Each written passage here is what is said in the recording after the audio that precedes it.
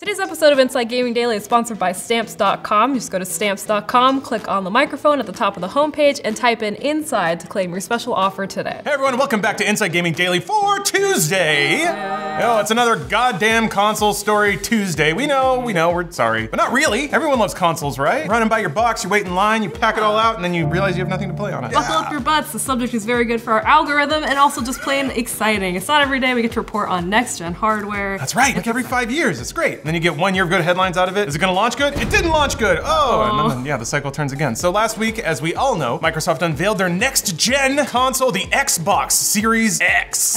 Kind of looks like a PC, maybe not as good. I actually think it looks like a fridge, as demonstrated by this wonderful Daniel Ahmad tweet. Actually, I like my fridge way more than my PC, so I take it back that it doesn't look that good. I tend to think it looks like a coffee thermos. Like you could just unscrew the top and then pour X juice into your face. Also a good thing. Yeah, and then you just hear the Halo theme all day. All new console generations are a reboot most of the time. For Microsoft, this is a chance to start fresh after a bad start the last time around. Yeah, it's no secret that the Xbox One had a rough launch, but since then Microsoft has rebounded and they made some impressive gains after Phil Spencer took the reins at Xbox. Oh, hell! Xbox Philly Spence! Oh, God, love that guy. Seriously, if you tack up all the amazing things the Xbox division has done under his rule, it's incredible. He's been there for a long time, right? Oh yeah, I remember asking him a long time ago. He ran QA on Voodoo Vince, I think. Oh my goodness. I could be wrong about that, but yeah, he's been at Microsoft for a very long time. Man, I love that guy. He's super hot. let's just get to the point, which is that he's very sexy. I thought that was the point. So yeah, this upcoming console seems like a chance for them to tie all these new initiatives together. Yeah, they got a lot going on right now. But it's actually not gonna be called the Xbox Series X,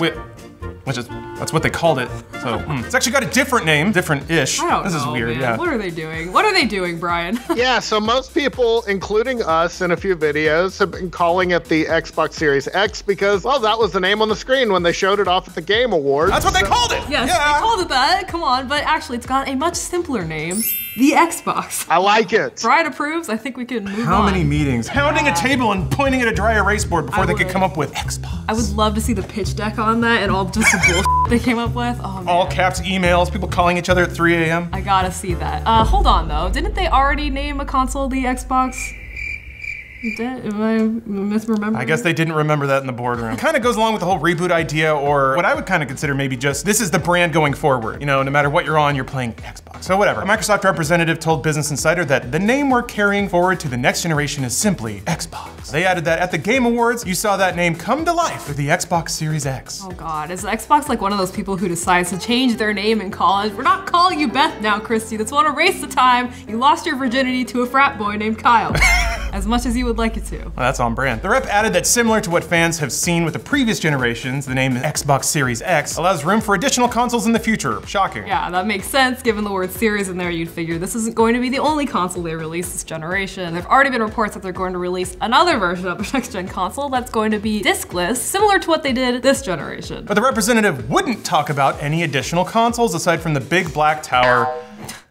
Wasn't expecting to say tower after that. They showed off saying, quote, "We're excited to offer fans a glimpse at the next generation of gaming with the Xbox Series X. But beyond that, we have nothing further to share." So yeah, it's pretty clear that they're trying to reboot the Xbox brand next year, which again makes sense considering that this has been a challenging generation for the console. The generation started really badly for Microsoft, right, Brian? Yeah, it all began at the now infamous rollout of the Xbox One at E3 in 2013. And at the time, Xbox was doing great. The 360 had been Microsoft's most successful console, sold more than 85 million units. It had great franchises like Halo and Gears of War. Things were doing really well at the time, and then not so well. The 360 was neck and neck with the PlayStation 3 all generation, like we've been saying. It established Microsoft as a true third pillar of the gaming industry, along with Sony and Nintendo. But when they unveiled the Xbox One, they shot themselves in the goddamn foot. During the E3 presentation, they announced their new console and quickly made everyone hate it with a number of alleged, big air quotes here, features. Feature number 1, requiring a persistent internet connection. Feature number 2, could not play used games. Feature number 3 would come with the beloved Kinect. Yeah, you had to buy another Kinect.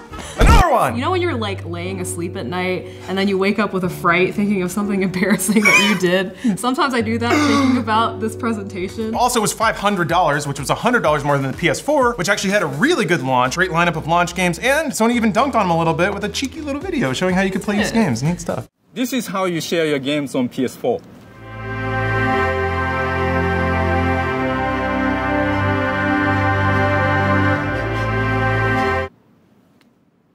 Thanks. I mean, Microsoft really opened up the hole for that one. Yeah, they kind of bent over and said, "Too." Yeah. Hope Sony doesn't do anything to my butt. Microsoft also tried to portray the Xbox One as a living room entertainment device when most people, again, just wanted to play freaking games on it. It's Weird. a console, yeah. It's also huge. So it was a disaster, and in the aftermath, Microsoft cleaned house. You know what isn't a disaster though? Our special offer with Stamps.com. Insert joke about how terrible our segues are. Hello everybody. When I talk about Stamps.com, I always wonder, who in the world still goes to the post office and why, am I right? Youngins out there? Stamps.com brings the post office right to you. You don't have to leave your house. That's what gamers everywhere really want in this world. No need to interrupt your workday to fight traffic, especially now during the holidays. That's very true. It's been really bad over here when the post office is extra busy, people sending out holiday cards to their family. Lame. Clogging up the streets. That's why you need Stamps.com. Stamps.com brings all the services of the US Postal Office right to your computer, whether you're a small office sending invoices, an online seller shipping out products, or even a warehouse sending thousands of packages a day. Stamps.com handles it all with ease. With Stamps.com, you get 5 cents off every first class stamp and up to 40% off priority mail. Oh, that surprised me. That's actually a really good discount. Don't spend a minute of your holiday season at the post office this year. Don't send your family anything. Or if you're going to, send them something via Stamps.com. Sign up for Stamps.com instead. There's no risk with my promo code INSIDE. You get a special offer that includes a 4-week trial, plus free postage, and a digital scale. Hell yeah, I love weighing mail. No long-term commitments or contracts. Just go to Stamps.com, click on the microphone at the top of the homepage and type in INSIDE. Again, that's Stamps.com, type in INSIDE. Stamps.com, never go to the post office again. Thanks for sponsoring today's episode, and thank you guys for supporting our sponsors. You can ship an Xbox in a first-rate or a flat-rate box. That's Brian. Just stuff t-shirts around it and you'll be all set. And you can get rid of some t-shirts that no one's gonna wear.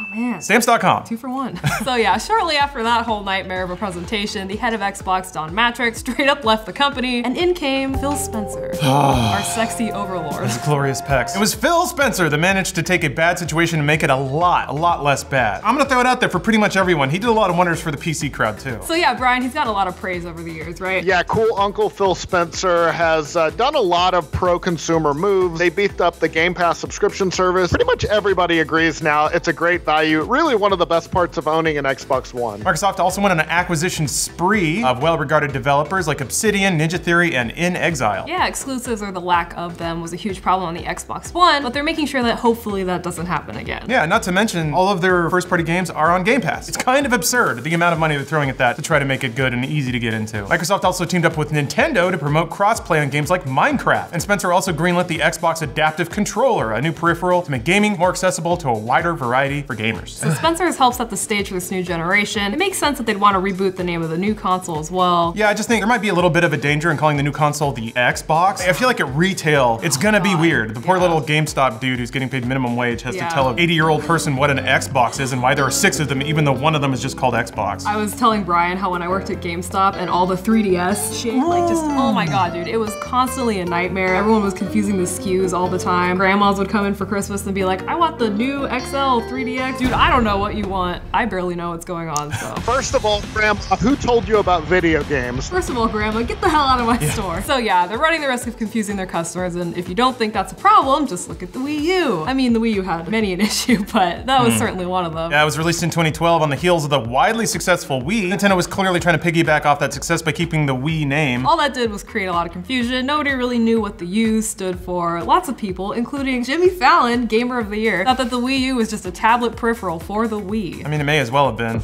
Those graphics, am I right? Ding! Oh man, I love the Wii U. Zombie U was fun. Pikmin 3. Rayman Legends? Rayman. I guess that's it. That's kind of it. CNN published a story that called it a solid accessory that will bring a fresh element to Nintendo gaming. But like we said earlier, that wasn't the only problem with the Wii U. The name didn't help. I mean, just call it the Wii 2 or the Super Wii. Sounds like what I do when I wake up in the morning. I remember when the Wii came out, a lot of people were confused in America, but then Nintendo had to be like, hey, we're calling it this one thing in every global market. It's not just about you guys. So that's probably why they didn't put a 2 on the end of it or whatever. They try to pick phonetics that everyone around the world can say. Ugh, lame. I know. That's what you get for not putting America first. first. It went on to be one of the Japanese company. went on to be one of the worst received Nintendo consoles of all time, selling less than 14 million units compared to the Wii, which sold more than 100 million. The company went from record profits with the Wii to reporting big ol' losses in 2016. Yeah, for the first time ever. 100-year-old company. They had one quarter where they lost money. Or weren't profitable, I should be clear. But yeah, Nintendo ended up cutting their losses and pivoted to the Switch in 2017, and things turned out fine. But there's no doubt that the Wii was a big old flop. So there's a danger in keeping an old name, and some people are already annoyed that Microsoft is going back to Xbox. Over on Reddit, user Reasonable Dwarf wrote, "Sometimes I pray that I never learned to understand marketing people." That's a valid prayer to make. Marketing people often do have a lot of data and information that we as laypeople and consumers don't have, but at the same time, sometimes also they get out of touch with the consumer mindset that we do have. So yeah, you'd like to think they meet in the middle somewhere. Series X wasn't it, Xbox also not it, although I do get where they're going. This is more of something that's gonna pay off 4 years down the line, not right now. It's playing into their cloud strategy, I think. This kind of reminds me like with Walmart when they decided to remove the dash from the name. Apparently that took like tons of meetings, years of considerations before they finally did it. Oh yeah, now it's Wall Anus Mart.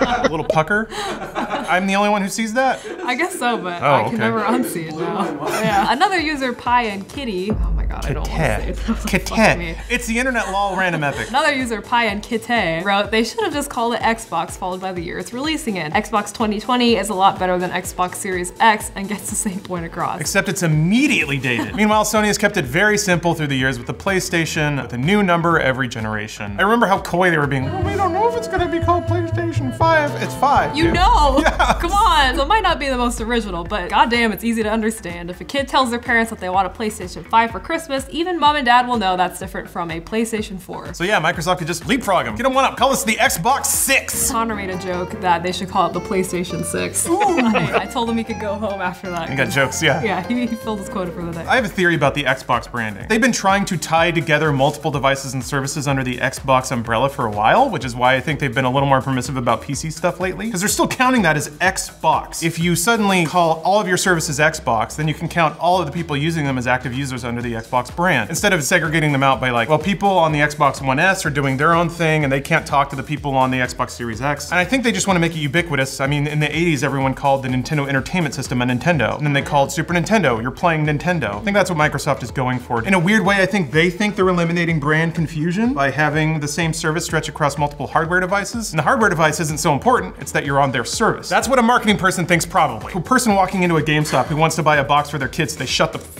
up for 5 seconds. You're not gonna give somebody a pamphlet and be like, welcome to the world of Xbox. Yeah, I've seen more middle-aged people melt down in GameStop than anywhere else. I always took pride in being able to steward confused adults into the exact thing they wanted to buy. That is a good thing you Yeah, did it's the there. it's the only thing you have. You You don't have the keys, you don't get the wild nightlife, but yeah, you do have the keys. and that's the most important part. Oh, God. There's some more important news to discuss today. Speaking of 18-hour shifts, sure, yeah, there's this is pretty important information, but I feel like everyone deserves to hear it. After about a year of managing Inside Gaming, I am leaving Rooster Teeth. Yes, I'm quitting, I'm out.